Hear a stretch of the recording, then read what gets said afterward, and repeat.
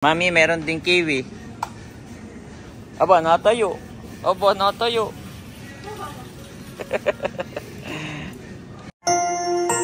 You are watching TerraShoot TV. Enjoy this video. Salamat sa araw na ito. Patuloy niyo nga po kami ingatan at samahan sa aming pong pagpapagkakap sa aming pangalawang baby. And we pray for a normal result of the ultrasound. And even ingatan at samahan niyo rin po kami at gabayan sa pagpapacheck up sa nutritionist. Sa ikagay na po bahalang maprotekta Panginoon sa aming pong pamilya, sa aming pong buong sasakyan, sa aming tahanan. In Jesus' name we pray. Amen and Amen. Yes, kumusta mga kapitik? Kamusta mga kabeshi? At ngayon po ay pupunta tayo sa Mendez Specialist para sa nutritionist ni Janet. Yeah, let's go. Ayan mga kapitik. In 100 meters, you'll arrive. Nandito na tayo sa Mendez Specialist Medical Center. Yan. At dito si Janet. Dito daw mayroong para sa tamang diet ni Janet. Mami, dito lang kami ni Andres ha. Okay. At tulog pa po si Andres. Actually po, dapat parang hindi na kami pupunta dito. Kaso yun nga, may mga nagsasuggest sa comment, yung iba nag-PM pa kay Janet na talagang kailangan pala to. Kasi po, nag-test uli kami kanina after lunch ni Janet. Ay ang sukat ng kanyang blood sugar, si Andres ay tulog na tulog, naririnig ko yung hilig. Ang sukat ng kanyang blood sugar ay 122. Wow, bumaba. Kahapon po after lunch ay 140 something, ngayon ay 122. So bumaba ng 20. So yun ay 1 hour after lunch. So mayroong iba na nagsasabi dapat pala 2 hours. Yung kasi yung sinabi ni Doc, hindi ko alam kung bakit. Siguro dahil sa buntis si Janet at saka sa edad niya. Yan, kaya 1 hour. So 122 po kanina ang kanyang blood sugar. Ay hindi siya nag-rise, guys. So sabi ko mahirap naman yung ganun. Yung parang nagko-comment nagda-diet si Janet. Baka mamaya naapektuhan yung baby, yung kalusugan ng aming second baby.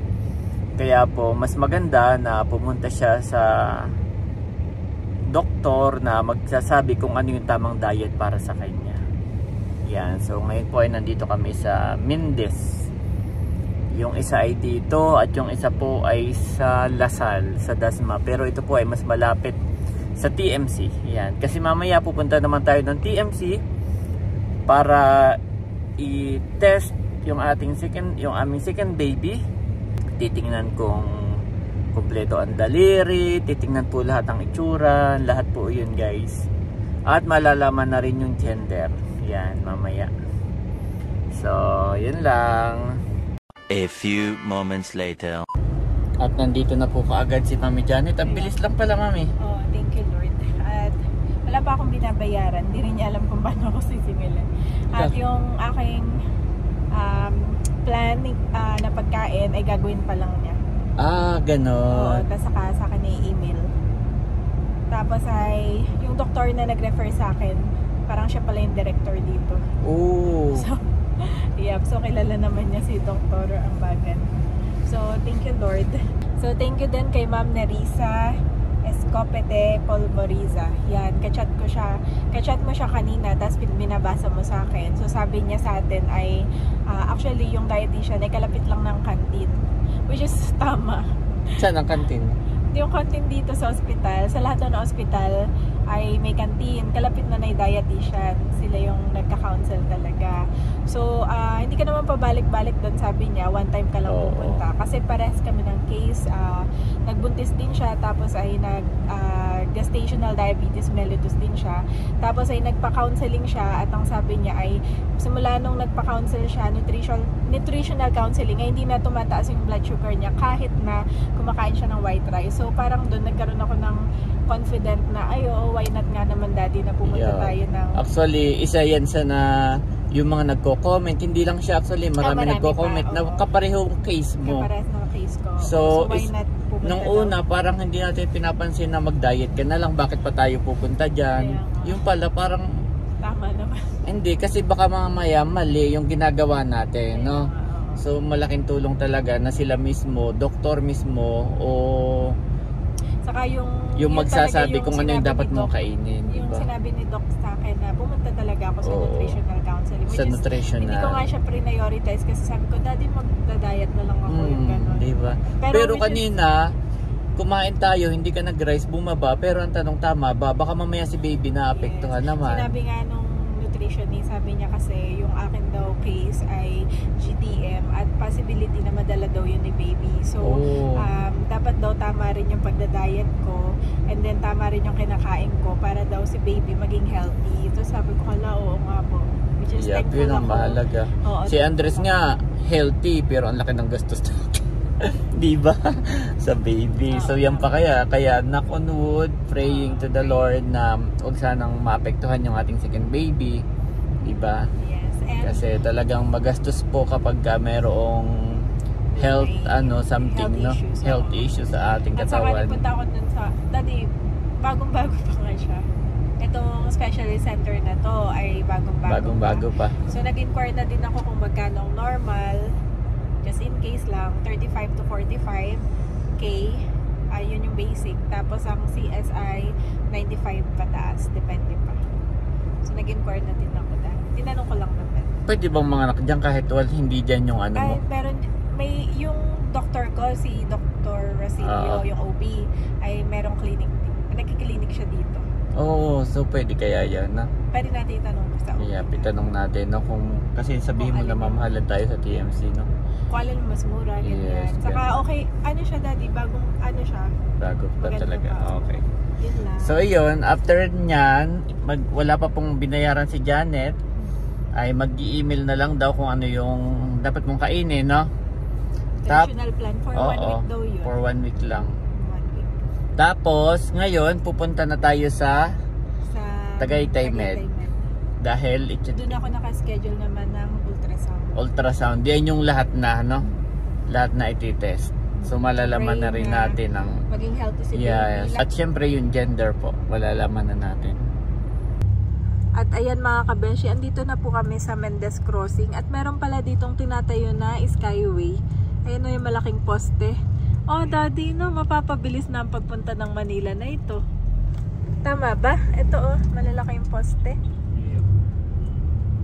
Kasi ang concern dito, halimbawa ikaw galing kang Manila, tapos ay ang punta mo na Sugbo, so walang ibang daan kundi dito sa Tagaytay. Itong ilalim, no? Kaya nagta-traffic. So ngayon tatayuan nila ng ibabaw. Yeah, para yung hindi ka naman turista, dadaan ka lang naman. So parang diretso na to ng Manila, Daddy. Hindi ka na nag-crowded. Tama naman. Oh, so ganito na pala ngayon dito, nagdaan ng Skyway. Dami na ring development dito, Daddy. 1 year lang tayong hindi nakapunta. 1 year lang ako hindi nakapunta dito. Guano nung nanganak ako kay Andres ay 2022. So parang yun yung last na check up ko kay Doc. Magaling din, marami na ring improvements.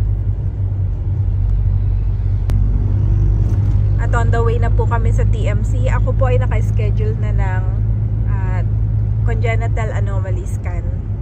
Yun yung tawag sa scanning ko ngayon, Daddy.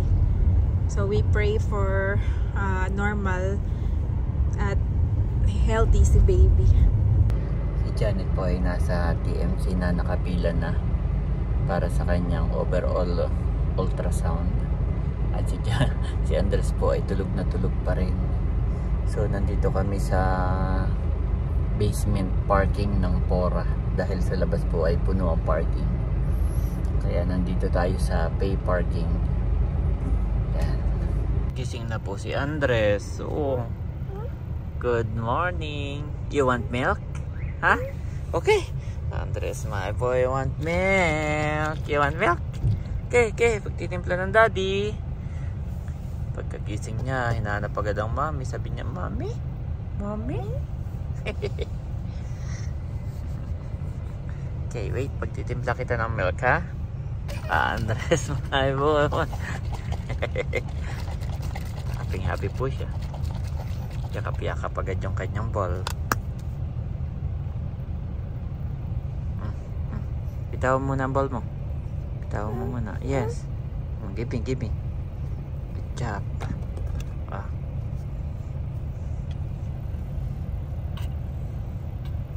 Tulog ka pa ha?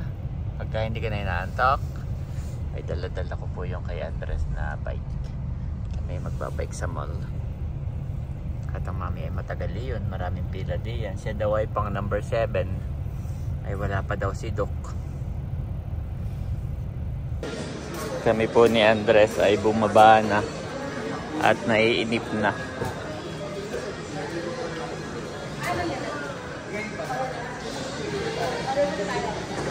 Ha? Saan mo ba gusto?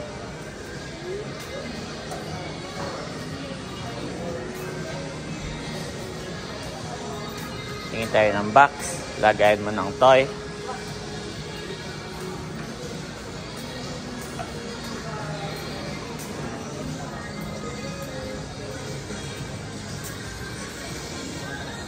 Wow, itong box oh, lagayin mo ng toy.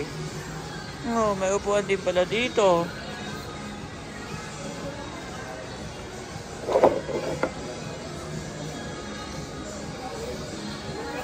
Yes. Katulad nung sa'yo. Ito oh, lagayin mo ng toy, my boy.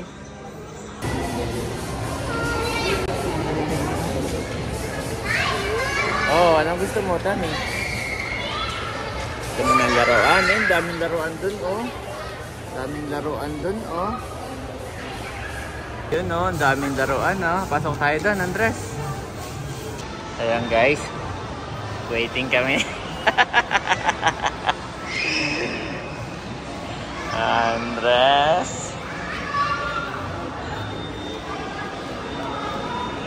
Kailangan to sundan-sundan eh kasi ang bilis lumalayo. Doon lang tayo, wag lalayo. Doon lang. Yes. Go to mommy. Where is mommy? Where is mommy? Oh, bababa ka na naman, wag dyan. Wag dyan, pababa yan. Halika.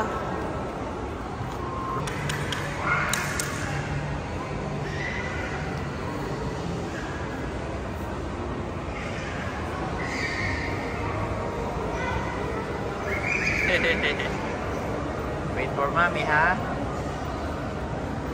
Oh, nakita niya my baby, oh. Oh no, my baby. Go to your bike. Get your bike. Get your bike. Oh no. Get your bike, Andres.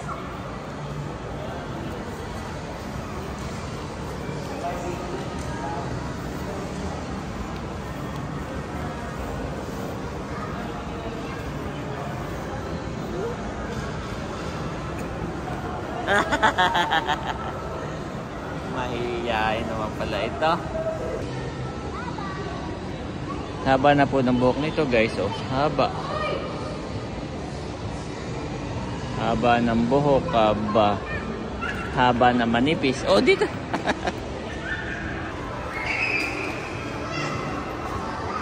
Hindi pwedeng malingat dito. Super bantayin na ba?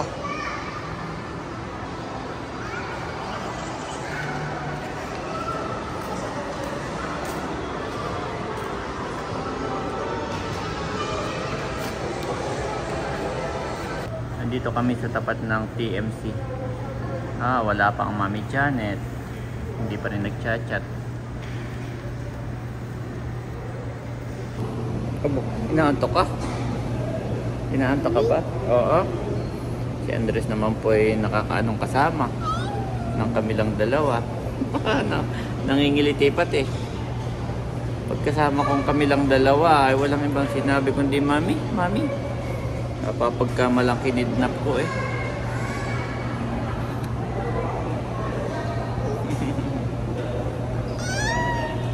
Yes, we are waiting for Mommy. Kakakititin. Andres! Oh. Dito kami sa tindahan ng mga laruan. para lang malibang si Andres. Grabe.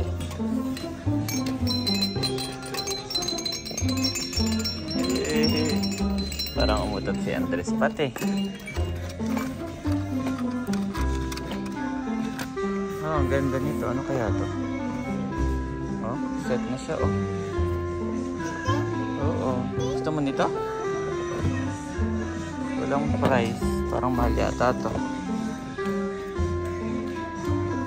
Bakit ay mahal?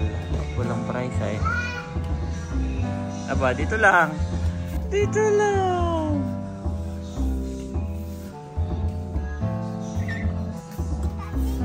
Yes.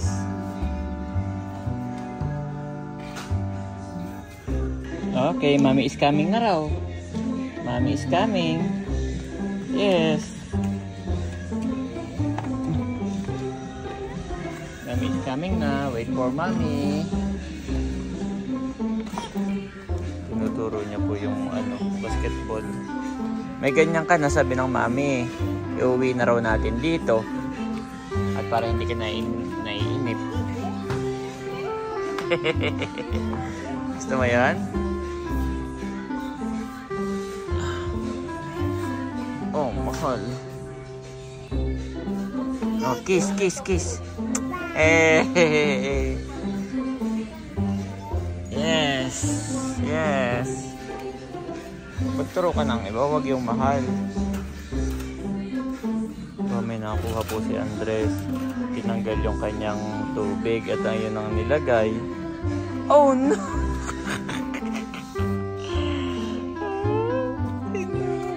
Kaya pala yung tubig ay naroon na Nagsasakay ng hindi ko alam. O, alin pa gusto mo? Ito ba kanyang sinakay? Alin pa gusto mo? Alin pa?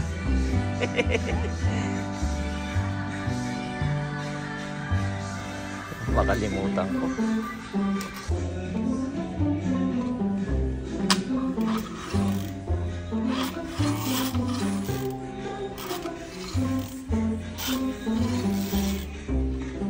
Nakakuha ng traktrakan.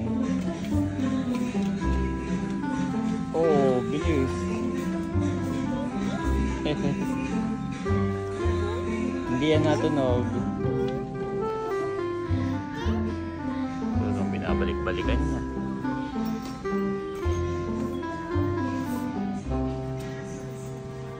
Dito na kami sa tapat ng TMC.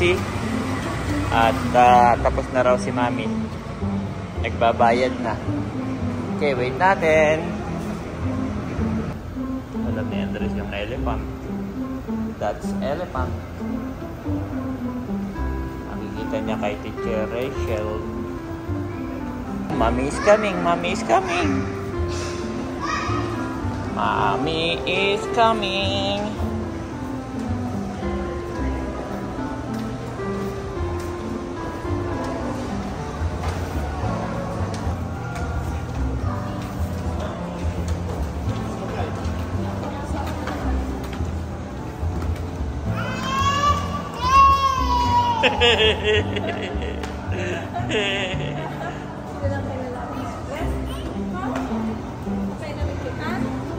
Mami, parang ano siya?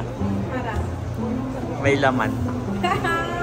Kuha ako ng diaper, wala akong kadala-dala eh. Kukuha po ako ng diaper. At may laman na yung kay Andres. Papalitan namin sa toilet. Mamaya po natin interviewin si Janet kung kumusta yung pagpapa-ultrasound niya. Nagpalit ng diaper si Andres ay nag-change outfit din. Maano na yung kanina, malaway na. Ano yan, Mami? Strawberry for Andres. Aba, si Andres na nagwagi. Okay.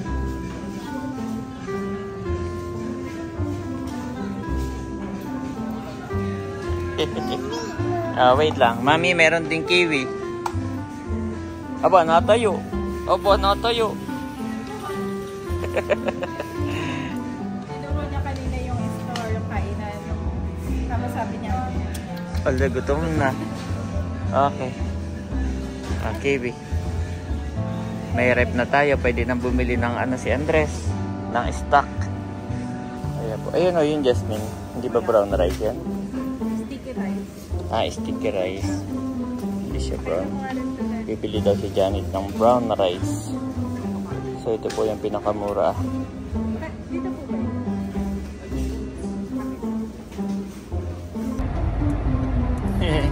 So, ayan mga kapiti, kami po ay pauwi na. Oy, asim niyan, mami.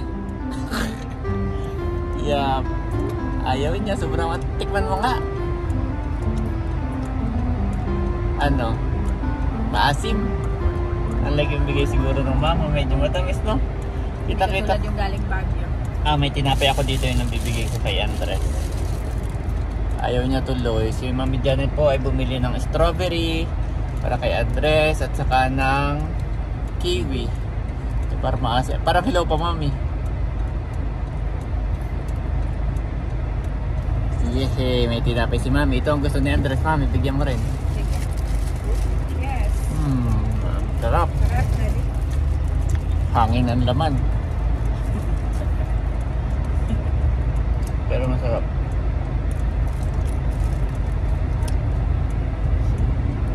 Oo. Merienda mo na bago umalis. Nagala-gala kayo, nag-ikot-ikot. Hindi kayo bumili ng merienda ni Andres. Hindi, ano lang kami. Habulan. Ayun lang mga kabeshi, tungkol sa aking scanning ay wala naman sinabi ni Doc. Si Doc. At ang result ay after 3 to 4 hours. So sa ibang araw na lang natin buhat. Pero i-email din yata sa'yo, no? Hindi. Hindi.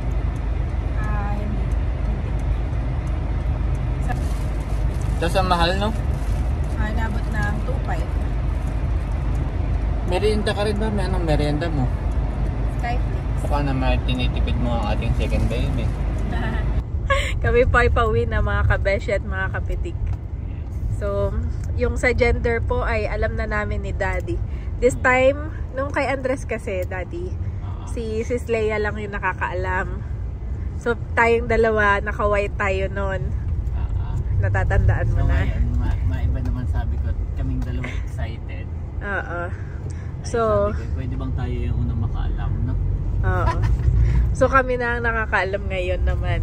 This time around. Hindi na kami nagpaano pa. Nakipag-coordinate sa Team Hitik. Tinatanong ka pa ng ano, ng doc, ano, sabihin ko na ba? Ganun. Oo, tinanong pa ako ni Para Doc. maingat din sila, no? Kung nalaman mo ang gender. Napaluha ako. Ano? Ayun lang. Tapos ay sabi ni Doc ay matangos ang ilong. Tapos ay makulit. Malikot. Thank you Lord, malikot siya. Dito na po kami sa bahay at si Andres ay ayaw pa pumasok. Pasok na! Nandun na sa loob ang mami. Hinahanap ka rin. Go, pasok.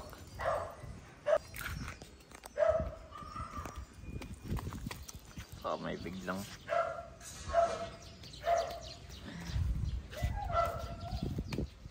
Oh, galing.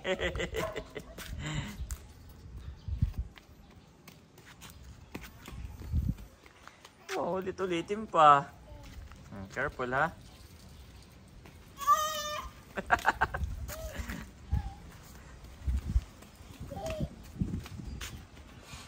Oh, magdidilig po yan, magdidilig. Hindi tayo magdidilig at maulan. Hindi tayo magdidilig. Up! Up! Pasok na, pasok na! Oh, pasok na. Go to mommy. Ha? Mag-ano ka ata hapon na. Is anyone among you in trouble? Let them pray. Is anyone happy? Let them sing songs of praise. James 5:13 NIV.